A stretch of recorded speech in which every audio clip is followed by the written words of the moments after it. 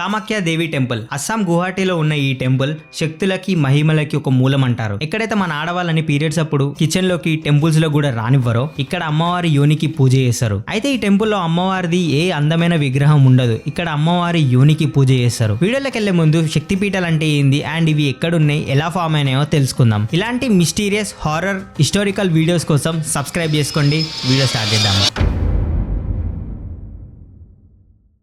అయితే ఈ కథ మాత సతీదేవిది. సతీదేవి అసలు శివుని భక్తురాలు. ఈమెకి శివుని మీద ఉన్న ప్రేమ వల్ల శివుడు తన భక్తిని మెచ్చి ఈమెని తన అర్ధాంగిగా చేసుకుంటాడు. అయితే మాత సతీదేవి తండ్రి రాజా దక్షకి ఇది అస్సలు నచ్చదు. తన కూతురు తన ఇష్టం లేని పెళ్లి చేసుకున్నందుకు రాజా దక్షకి చాలా కోపం వచ్చింది. ఒక రోజు సతీదేవి తన తండ్రిని కలవడానికి వెళ్తే అప్పుడు అక్కడ రాజా దక్ష్ ఒక పెద్ద యజ్ఞాన్ని జరిపిస్తున్నాడు. అక్కడ ముల్లోకాల దేవి దేవతలందరూ అక్కడనే ఉన్నారు. ఇక్కడ ముల్లోకాలు పాలించే శివుడు లేనిది చూసి మాత సతీదేవికి చాలా కోపం వస్తుంది. సతీదేవి రాజా దక్షుని అడుగుతుంది ముల్లోకాలు నడిపే ఆ శివుణ్ణి ఎందుకు ఇన్వైట్ చేయలేదని. అప్పుడు రాజా దక్షుడు అందరు దేవి దేవతల ముందు అవమానించడం స్టార్ట్ చేశాడు. ఇది తట్టుకోలేక మాత సతీదేవి ఆ యజ్ఞంలోనే ఆత్మహత్య చేసుకుంటది. ఇది తట్టుకోలేక శివుడు మాత సతీదేవిని ఎత్తుకొని ముల్లోకాలు తిరగడం స్టార్ట్ చేశాడు. తన కోపం వల్ల ఈ లోకం మొత్తం అంతమైతుందని తెలుసుకొని దేవి దేవతలందరూ విష్ణుదేవుణ్ణి సహాయం కోసం కోరుకుంటారు. విష్ణుదేవుడు ఎంత చెప్పినా వినకపోవడం వల్ల విష్ణుదేవుడు తన సుదర్శన చక్రాన్ని వాడుతారు. ఆ సుదర్శన చక్రం వల్ల మాత సతీదేవి 51 పీసెస్ గా ఈ భూమి మీద పడుతుంది.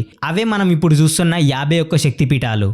అందులో దేవి యోని పడ్డ ప్లేసే ఇప్పుడు మనం చూస్తున్న కామాఖ్య దేవి టెంపుల్. అయితే ఈ గుడి 8th సెంచరీలో తయారు చేయించారు.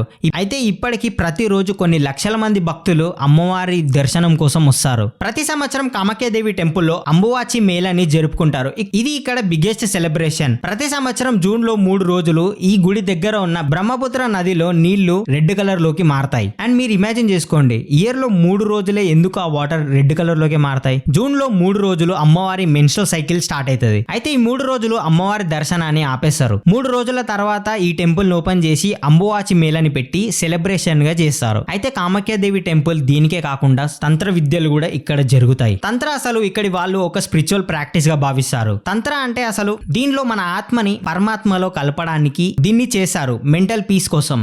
ఎక్కడైతే మంచి ఉంటుందో అక్కడనే చెడు కూడా ఉంటది. కొంతమంది దీన్ని మెడిటేషన్ కోసం వాడితే కొంతమంది శుద్ర పూజలకు కూడా వాడతారు. అండ్ ఇక్కడ కొంతమంది జాగ్రత్తగా ఉండాలని కూడా చెప్తారు. అండ్ ఈ టెంపుల్లో ఇచ్చే సింధూర్ అంటే ఒక బొట్టు, ఆ బొట్టుని కూడా తంత్ర విద్యలో వాడతారు. అయితే ఇది కామాఖ్య దేవి టెంపుల్ గురించి. ఇక్కడ చాలా స్టోరీస్ ఉన్నాయి, అందులో ఒకటి ఇది. మీకు ఏదైనా మిస్టీరియస్ స్టోరీస్ అండ్ టెంపుల్స్ గురించి తెలిస్తే నాకు కింద కామెంట్స్లో చెప్పండి. అండ్ ఐ థింక్ ఈ వీడియో మీకు నచ్చుంటే లైక్ చేయండి, సబ్స్క్రైబ్ చేసుకోండి.